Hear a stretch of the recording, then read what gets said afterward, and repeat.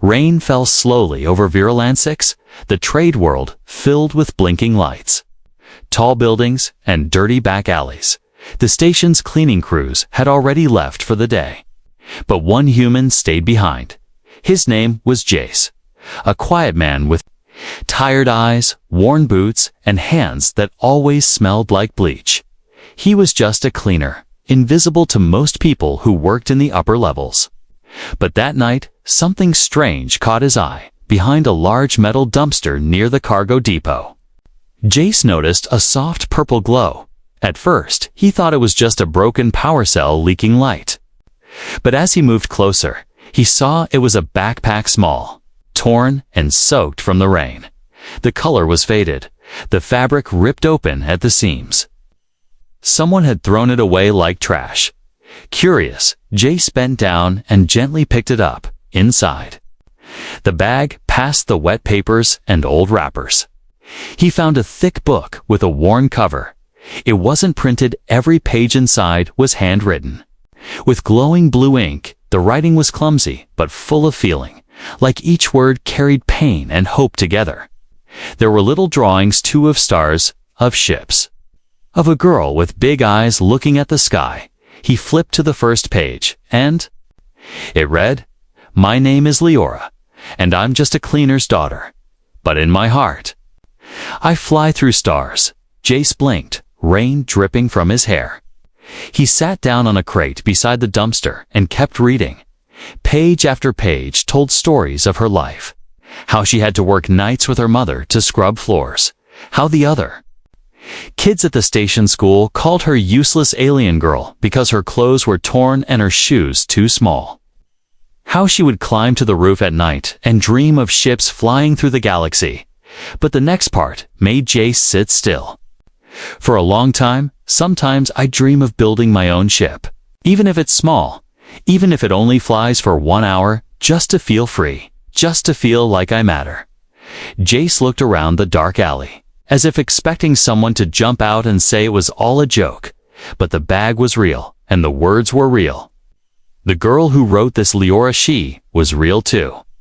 He kept reading, his heart growing heavier with each word.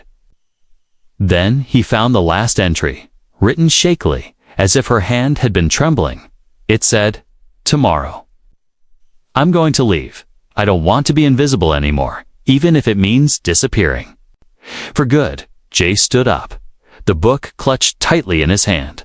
The wind blew harder now, scattering wrappers and dust through the alley. He looked up toward the stars, then back at the station gates. What if she really ran away? What if she was in danger? He didn't know her, had never seen her before, but something inside him whispered, "Go find her." He took the backpack and the diary, wrapped them in his cleaning coat, and started walking fast toward the inner corridors of the station. He asked a few workers if they had seen a girl named Leora. Small, maybe around 14 cycles old. Gray-blue skin, thin, quiet.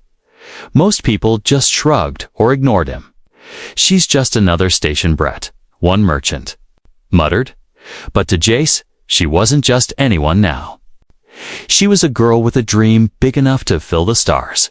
And she was alone.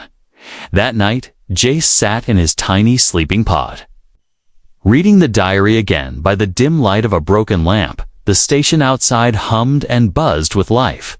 But all he could think about was her last sentence, "I don't want to be invisible anymore." He stared at that line for a long time, heart beating slowly. And in that quiet moment, he made a decision. He would not let her vanish like trash tossed by the world. He would find her, even if it meant breaking rules or facing trouble. Because someone had to care. And maybe, just maybe, he was the only one who read her dream, and that made all the difference. The next night, Jace returned to the cargo hangars with the broken backpack in his bag and the glowing diary close to his chest. The words from Leora's last entry still echoed in his head. "I don't want to be invisible anymore." But in a place like Virulence 6, people like her always were. Invisible, forgotten, and thrown away like junk. Jace cleaned quietly. his eyes moving across the walls, the shadows, the vents. He had checked the lower sleeping areas, the trash yards, even the market alleys. No one had seen her or no one cared to remember, but something told him she hadn't left yet. He could feel it, like a quiet voice pulling at his heart, around midnight, while sweeping behind Storage Bay 7. He heard something strange. Not footsteps, not talking, a soft humming. Like someone trying to calm themselves or stay warm. He turned off his cleaning bot and listened again. The sound was coming from above, from the air vent near the ceiling. He climbed onto a crate and slowly peeked inside the vent. At first, all he saw was darkness and dust. Then, two glowing eyes blinked at him wide. Scared and full of fear. He didn't move, didn't speak. He just opened his palm and showed her what he had: the diary, wrapped carefully in plastic, still glowing faintly. "You dropped this," he said softly. The girl didn't answer, but he saw her lips tremble. She was thin, her skin a light gray blue, her clothes patched with tape and thread. She had no shoes, just worn socks soaked with dust. Her hands were clutching a small stuffed toy, missing one eye, and her cheeks were stained with dried tears. "I didn't read much," Jace lied, "just the first page." Her eyes narrowed. Not trusting him, then she asked in a whisper, "Did you see the stars?" He nodded slowly. They were beautiful. Silence passed between them, heavy and quiet. Then Leora crawled forward a little, just enough to be seen fully in the vent light. Her voice cracked like it hadn't been used in days. "They said, if I keep dreaming, I'll end up dead." Jace looked at her gently. "Who said that?" She shook her head. "Everyone." He reached into his coat and pulled out a food pack, a warm bar, and a flask of clean water. He placed them on the crate without getting closer. "I'm not here to hurt you," he said. "I just don't want your dream to die in a dumpster." She stared at him like he was from another world. Then, slowly, she reached down, grabbed the food, and took a small bite. The first bite made her cry, but she wiped her tears fast, pretending she wasn't hungry. Jace didn't say anything. He just sat beside the crate and waited, letting her feel safe. After a few minutes, she asked, "Why do you care?" Jace looked up at the ceiling for a moment before answering. "Because when I was your age, someone found my notebook in the trash too." Her eyes widened. "What happened?" He smiled sadly. "They gave it back and told me I wasn't trash either." For the first time, she smiled a small, weak smile, but real. She looked at her diary, hugged it close, and whispered, "I thought no one would read it." Jace stood up slowly, his knees cracking from the cold. "I did," he said. "And I want to help." Her eyes narrowed again, this time not in fear, but in hope. "You'll help me build it." Jace blinked, surprised. "The ship?" She nodded. "Even if it only flies for 10 minutes, I want to feel it." Even once, Jace looked at her for a long moment, then nodded. "Then we better start collecting parts." That night, they made a plan. Leora told him about an old junkyard outside the East Dome where broken machines were dumped without security. She had mapped it herself, hiding from patrols. She even drew a diagram in the back of her diary, a small glider with wings, like a hawk, and a core made from scrap grav units. It wasn't impossible, just forgotten, like her. Jace promised to meet her there the next night, with tools and gear. Before he left, she called out softly, "What's your name?" "Jace," he said, smiling. She nodded. "I'm Leora, in case you forgot." He laughed quietly. "How could I?" As he walked away, rain starting to fall again, he looked back at the vent. She was still there, watching her diary in her arms. And in that small moment, the girl who was once invisible was finally seen. Not just by a stranger, but by someone who believed in her dream. The wind outside the dome was sharp and cold, carrying the scent of rust and old metal. Jace pulled his coat tighter as he stepped through the broken fence that led to the junkyard. The ground beneath his boots crunched with shattered plastic, bolts, and broken glass. This was the place Leora had described, a forgotten valley of discarded machines, piled high under a sky of blinking satellites. To most, it was a trash field. To her, it was a treasure map. She was already there. Crouched near a pile of twisted engine frames, her gray-blue skin blended into the dusk, and her hands were black with oil. She didn't look up as Jace approached, just kept working with quiet focus. "I found an old Gravcore housing," she said, without greeting. "Still has the mount intact. No coolant leak either." Jace smiled as he dropped his bag beside her. "I brought tools and 2 energy bars," he said. Tossing one to her, she caught it mid-air and nodded in thanks. He looked around, whistling low. The junkyard was massive, hundreds of broken machines. Old hover carts, mining bots, solar rigs, and parts from at least 3 different ship models. "Think we'll find what we need?" he asked. Leora gave him a sharp glance. "We have 2. For hours, they worked under the rising moons, digging, sorting, testing wires and circuits. Leora moved with strange grace, like she had lived in the scrapyard for years. She spoke only when needed, but when she did, her words showed deep knowledge. She's not just dreaming, Jace thought. She actually knows how ships work. She found a stabilizer arm from an old cargo drone and an intact cockpit screen cracked only at the corner. Jace managed to dig up a rusted anti-grav disc from under a collapsed tow buggy. Leora cleaned it carefully with a cloth from her pocket, eyes wide with hope. "If we fix the wiring and rebalance the charge coils, this could lift us 5 meters. She whispered. "5 meters is a lot," Jace said, smiling. She nodded slowly. 5 meters feels like freedom as they rested on a metal plate. Beside a pile of engine parts, Leora opened her diary again. She drew a new sketch, slightly different from before. "This is version 4, she said. "Smaller wings. Lighter frame, less power needed." Jace leaned closer. "You ever study engineering?" She shook her head. "No money, no papers, but I watched repairmen from the vents." Jace stared at her, impressed and heartbroken all at once. "You learned all this just from watching." She looked away, and dreaming, silence fell. For a moment, broken only by the wind brushing over the hills of metal.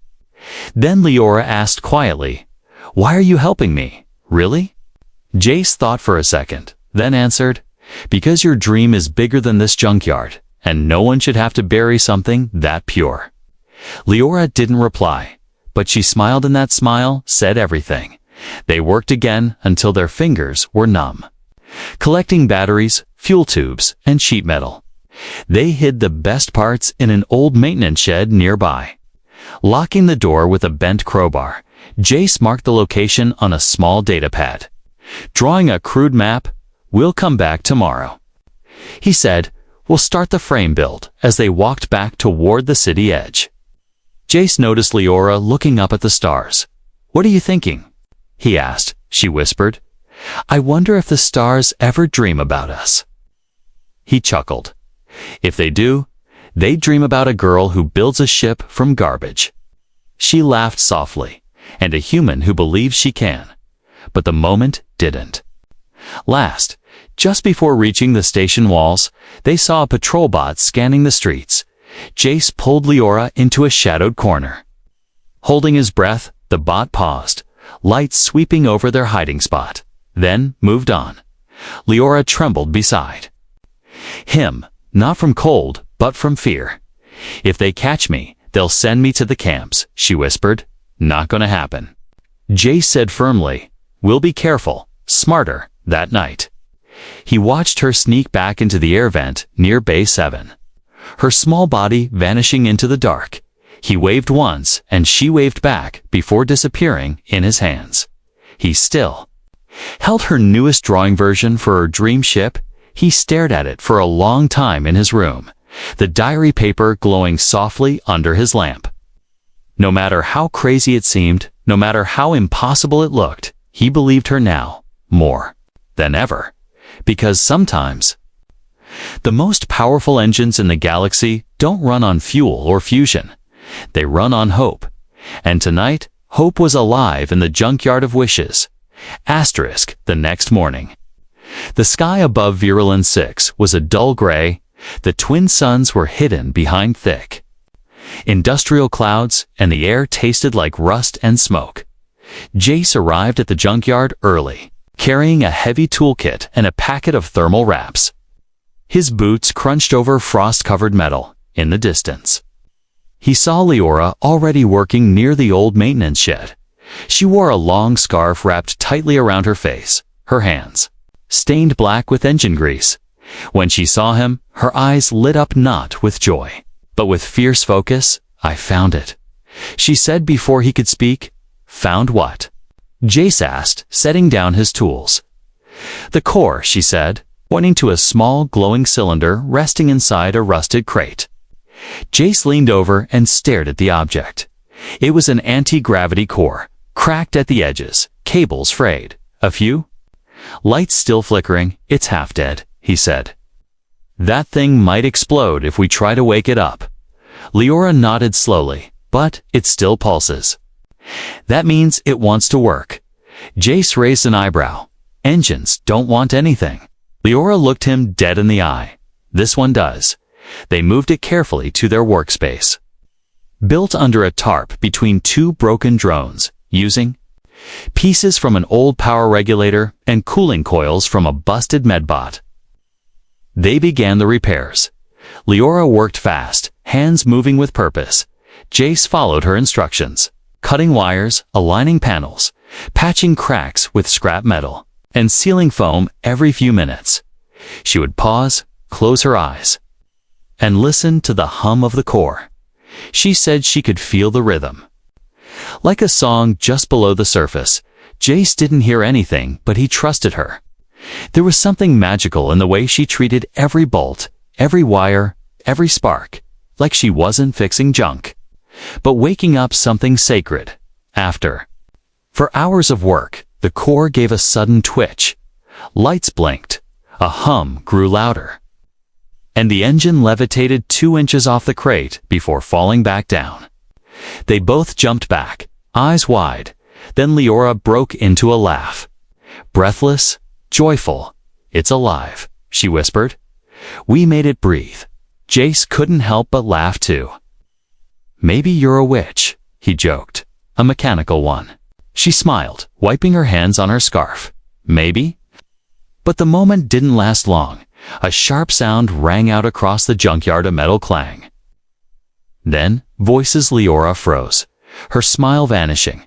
Jace grabbed a wrench and peeked around a stack of broken seats. 3 figures were walking through the yard. Rough uniforms, thick boots, energy blades at their sides, scrap raiders. "They're from the Iron Gang," Leora whispered. "They steal tech and sell it on the black market." Jace looked back at the engine core, glowing softly in the shadows. "If they see this, they'll take it," he said. Or worse, they moved fast, covering the core with a tarp and shoving the rest of the supplies under a crushed hover crate. Then they hid. Breath held as the raiders walked by, scanning piles with their heat goggles. One of them stopped nearby and sniffed the air. "Someone's been here," he muttered. "Fresh work, fresh metal." The others didn't seem interested. "Probably just rats again. Big rats, maybe," he said, but followed the others deeper into the yard when the danger passed. Leora sat down hard on a metal sheet, her hands shaking. "I hate them," she whispered. "They always take what isn't theirs." Jace nodded slowly. "They take because they don't know how to build." That evening, after the gang left, they worked in silence. Jace reinforced the core mount with steel braces, while Leora installed a custom venting system using old medical tubing. When it was done, they tested it again. This time, the core floated smoothly and stayed stable. Leora's eyes filled with tears, but she wiped them away quickly. "We did it," she whispered. We really did it. Jace stood beside her, hands on his hips, watching the hum of blue light glow from the machine. It still shouldn't work, he said, but it does. Leora looked at him with a quiet smile, because we believed it could before they left the yard. Leora added something to her diary. She drew a picture of the core, half broken, half shining, floating above a field of stars, and next to it, she wrote one sentence. Even the broken things can rise if someone believes in them. That night, as the moons rose high and silver light bathed the junkyard, a girl who had once been invisible and a man who was always overlooked stood side by side. Together, they had made something impossible breathe again. And they both knew, in their hearts, that this was just the beginning. 3 days later, the core was gone. Jace arrived at the junkyard early, carrying a new bundle of wiring. He whistled a soft tune as he stepped past the usual piles of rusted parts. But when he reached the tarp-covered workshop, his heart dropped. The crate where they had hidden the anti-grav core was empty. The tarp was cut clean, the hiding spot broken open, and footprints led away through the metal dust. Leora arrived moments later, her breath catching the moment she saw the empty space. She dropped her bag and ran forward, hands trembling as she looked through the mess. "No," she whispered. "No, no, it was here. I sealed it, I locked it." Jace knelt beside her, picking up the crushed fuel sensor beside the crate. "It wasn't an accident," he said. "They took it." Leora stared at the footprints in the dust. Her jaw clenched tight. "Scrap raiders," she muttered.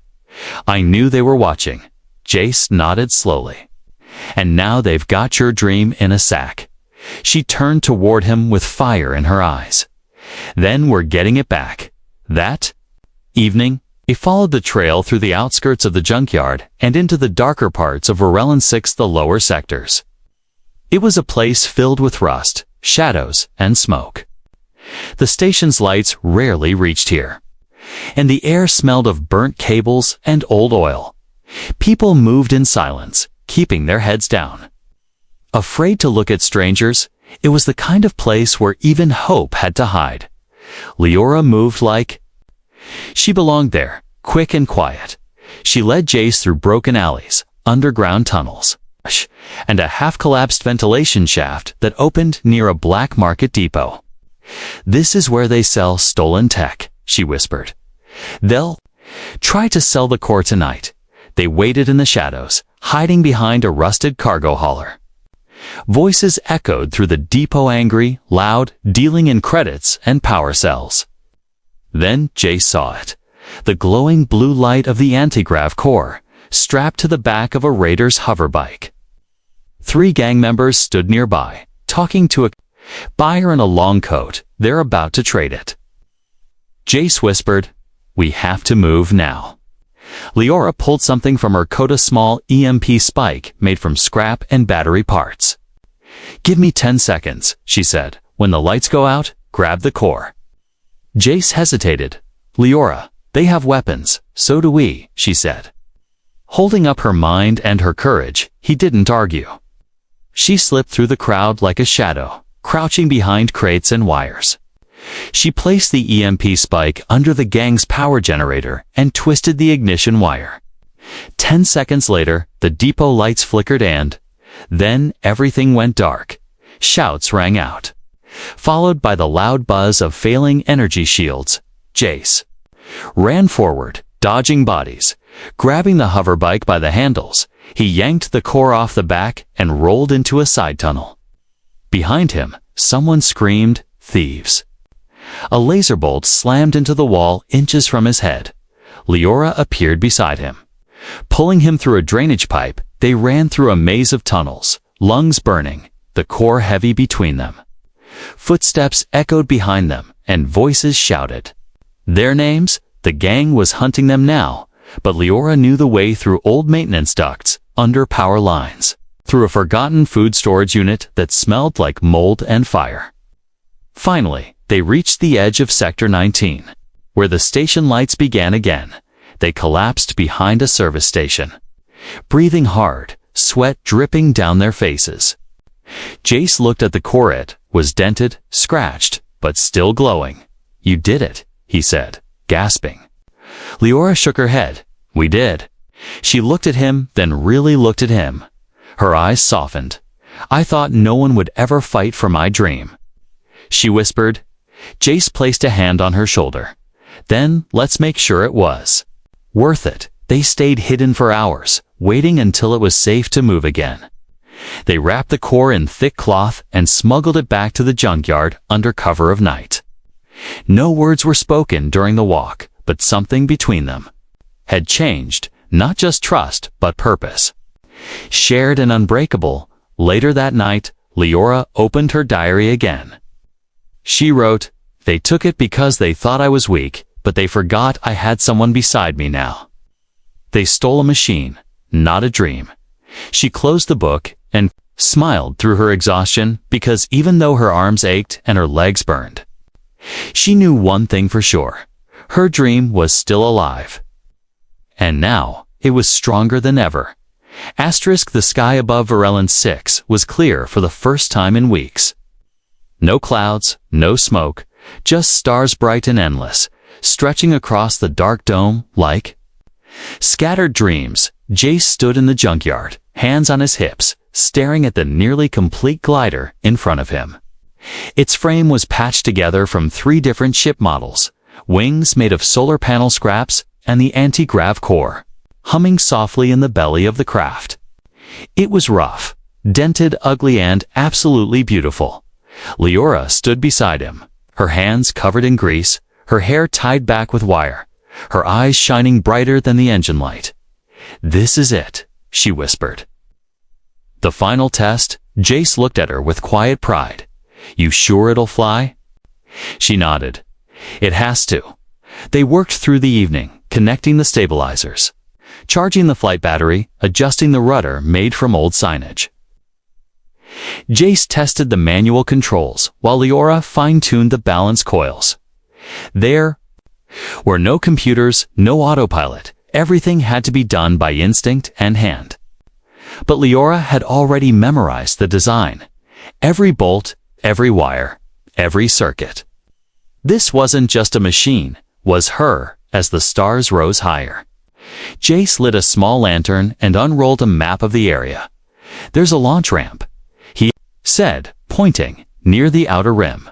Just past Sector Gate 12. Leora studied the path, her finger tracing it slowly. "It's risky," she said, "but it's high enough." He looked at her seriously. "We only get one shot." She smiled softly. "That's all I ever needed." They waited until the patrol drones passed, till the city noise died down, until the sky was dark and silent. Then, in the quiet of the night, they pushed the glider through the shadows, wheeling it on an old cargo sled. The station lights flickered in the distance, casting long shadows over the cracked pavement. No one saw them, no one stopped them. To nobody's moving through the night, carrying something too big for words. At the top of the launch ramp, Leora climbed into the cockpit, her hands shaking as she gripped the controls. Jace checked the cables, locked the coils, and gave her one last look. "You don't have to do this," he said. "I do," she answered, "because this is me telling the stars I exist." Jace stepped back, heart pounding. Leora pressed the ignition switch, and the core hummed louder, lifting the glider an inch off the ground. Lights blinked green across the panel, and the wings adjusted themselves automatically. The whole machine buzzed like a living thing, flawed but full of life. She pushed forward gently, and the glider rolled toward the edge of the ramp. Picking up speed, the wind caught the wings. The anti-grav core pushed upward, and she flew. The glider lifted from the platform like a bird shaking off chains, soaring. Above the rooftops, above the towers, above the sleeping city, Jace gasped, then laughed, then shouted, "You're flying, Leora. You're flying." And above him, her voice echoed through the night, wild and free. "I'm flying." Below, Lights began turning on in the worker camps and refugee zones. People stepped out, pointing at the sky. Kids screamed with joy. Old women cried. Station guards just stared because, for the first time in years, something beautiful had broken through the darkness. A small girl in a homemade ship flew across the stars. And in that moment, nothing else mattered. Leora circled once, twice, feeling the wind in her face. The pull of gravity and freedom fighting each other.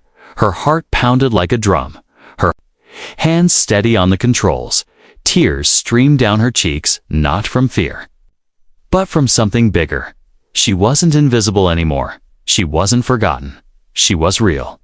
And the stars knew her name after 10 minutes in the sky. The battery started to blink red. She turned the glider gently toward the junkyard and prepared to land.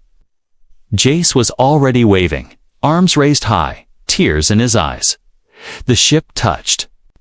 Down with a thump and a soft skid across the dirt, Leora climbed out, legs shaking. But her face was glowing. "I did it," she whispered. "I really did it." Jace walked up to her and placed his hands on her shoulders. "You flew," he said softly. "You really flew." That night, they didn't sleep. They sat beside the glider, watching the stars fade into morning. And Leora opened her diary again, writing slowly, carefully. With hands still trembling from joy, "I was a shadow," she wrote, "but I reached the sky, and they saw me. Even if I never fly again, this night will live forever." And in the quiet dawn, a broken machine rested in the dirt. A girl leaned against it with a heart full of stars. And a human who once lived alone in silence now sat beside her, knowing he had helped a dream take flight. The story of the flying girl spread across Varellan 6 like wildfire. By morning, every corner of the lower sectors was buzzing with talk. Some said it was a trick. Some said it was a stolen government test. But the kids in the worker camps knew. The truth, they had seen her, glowing in the sky like a falling star that chose to rise instead. Leora stayed quiet, hiding with Jace near the old junkyard. They had taken the glider apart again, piece by piece, hiding it beneath tarps and crates. It wasn't safe to keep it visible, not yet. The patrols had doubled, guards asking questions. Even drones scanning the lower zones for signs of illegal flight. But Leora didn't care. She had done what no one believed she could, and someone else had seen it too, 3 days after the flight.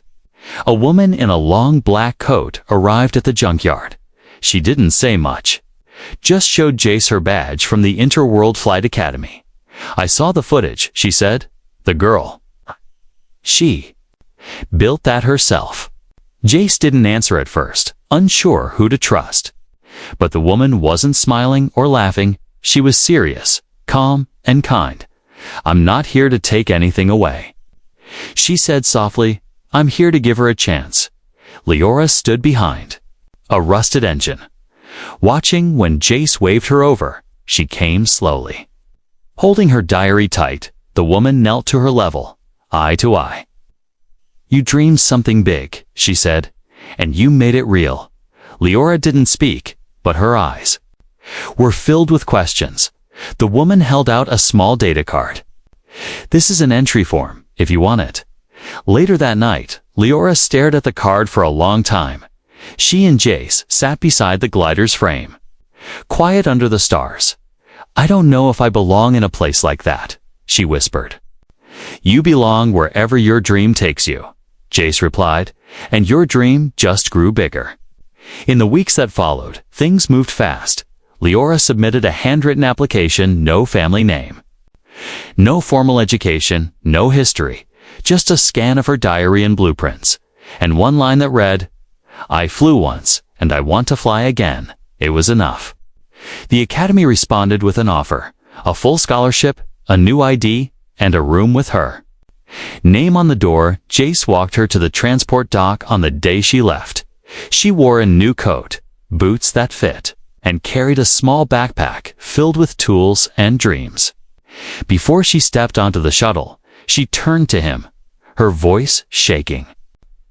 "Thank you," she whispered, "for reading my dream." Jace smiled, blinking away tears. "Thank you for writing it." She reached into her bag and handed him a small, wrapped box. "Don't open it until I'm gone," she said, then waved once and stepped aboard. The shuttle doors closed and the engines rumbled softly. Jace watched until the ship became a dot in the sky, then vanished. Back at his room, he sat on the edge of his bed and opened the gift. Inside was a new notebook. Bound in silver thread on the first page, Leora had written, "Because someone read my dream, I get to write more. This book is for the next girl who thinks she's invisible." "Pass it on." Jace held the book close, heart full, eyes wet. He didn't need applause or medals. He had seen a girl rise above everything the world tried to crush her with. And he had been lucky enough to help her. Months passed, and stories of the junkyard flyer reached other planets. They told of a girl who built a ship from scraps and flew above a city that never looked up. They told of hope, of stubborn belief, of dreams that refused to die. And on a quiet evening 1 year later, another little girl sat crying behind a trash bin at a supply depot. She was hungry, cold, and holding a broken toy in her hands. That's when a quiet man in a dusty coat sat beside her and gently handed her a book. He didn't say much, just smiled and whispered, "This is a book of dreams. Would you like to write yours?" And just like that, the story continued.